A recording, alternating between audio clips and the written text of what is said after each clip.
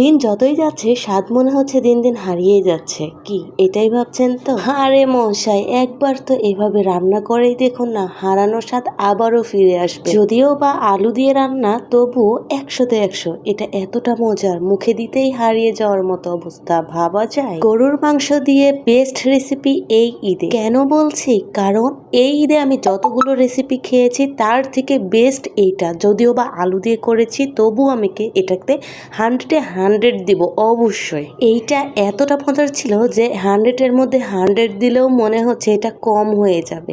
কেন বলছি সেটা রেসিপিটা দেখলেই তোমরা বুঝে নিতে পারবে যে কেন বলছি। অ্যাট ফার্স্ট আমাদের প্রথমে লাগছে বিফ ওরফে গরুর গোস্ত। আর গরুর গোস্তগুলো আমি ডুমো ডুমো করে কেটে নিয়েছিলাম, আর আলুগুলো সেম একই প্রসেসে। আর তার সাথে আমি দিয়েছিলাম 2টা রসুন। রসুনটা আমি আর আমার হাজব্যান্ড দুজনেই কিন্তু বেশ পছন্দ করি। তো তোমরা যদি পছন্দ না করো স্কিপ করতে পারো, তবে আমার জানা মতে বেশিরভাগ মানুষই কিন্তু গোশের রসুন বেশি পছন্দ করে। তো আমি প্রেশার কুকারে এটাকে রান্না করে নিব। বড় একটা এলাচ থেতো করে দিচ্ছি, আর দারচিনিগুলো ছোট ছোট টুকরো করে দিয়ে দিচ্ছি। আর প্রেশার কুকারে রান্নার কারণ একটা, প্রথমত গ্যাস বাঁচানো, দ্বিতীয়ত সময় বাঁচানো। তোমরা চাইলে এমনিতেও রান্না করতে পারো। তো সাদা এলাচ 4-5টার মতো দিয়েছি, তেজপাতা, আর দিয়ে দিচ্ছি ঝালের পরিমাণ ঝাল, আর স্বাদ মতো লবণ, আর সামান্য অল্প, একদমই অল্প পরিমাণে তেল। আর বাটা মশলা দিয়ে দিচ্ছি এখানে জিরা, আদা আর রসুন বাটা। বেসিক যে ইনগ্রিডিয়েন্টসগুলো লাগে সেগুলো আমি দিয়ে দিলাম, আর পরিমাণ মতো পানিগুলো এমনভাবে দিতে হবে যাতে গোশগুলো ডুবে থাকে। আর এখন প্রেশার কুকারের ঢাকনাটা লাগিয়ে 5টা সিটি দিয়ে দিব, ব্যাস তাহলেই হয়ে যাবে। 5টা সিটি দেওয়ার পরে চামচ দিয়ে এভাবে প্রেশারের যে চাপগুলো আছে সেগুলো আমি বের করে দিব, আর ঢাকনাটা খুলে গেলে কতগুলো পানি। এখন এই পানিটুকু সম্পূর্ণ শুকিয়ে ফেলতে হবে।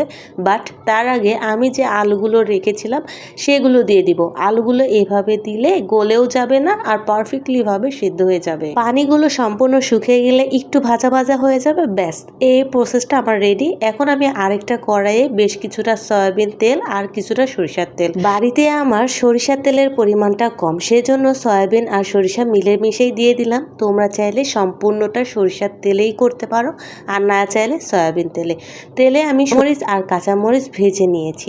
ভাজা হয়ে গেলে তাতে অনেকগুলো পেঁয়াজ কুচি আর একটা গোটা রসুন কোয়া কোয়া করে বেরেস্তা করে নিব। বেরেস্তা হয়ে গেলে উপর থেকে আলু এবং গরুর গোস্তগুলো দিয়ে বেশ নাড়াচাড়া করে 10-15 মিনিটের মতো এইভাবে ভেজে নিলেই তৈরি হয়ে যাবে। কালারটা দেখে মনে হচ্ছে অনেকক্ষণ সময় ধরে রান্না করেছি, কিন্তু মোটেও না। প্রেশার কুকারটা থাকার কারণে এইটা রান্নাতে আমার টোটালি 30 মিনিট সময় লেগেছে। আশা করি আজকের ভিডিওটা ভালো লেগেছে। Like, comment, share. টাটা।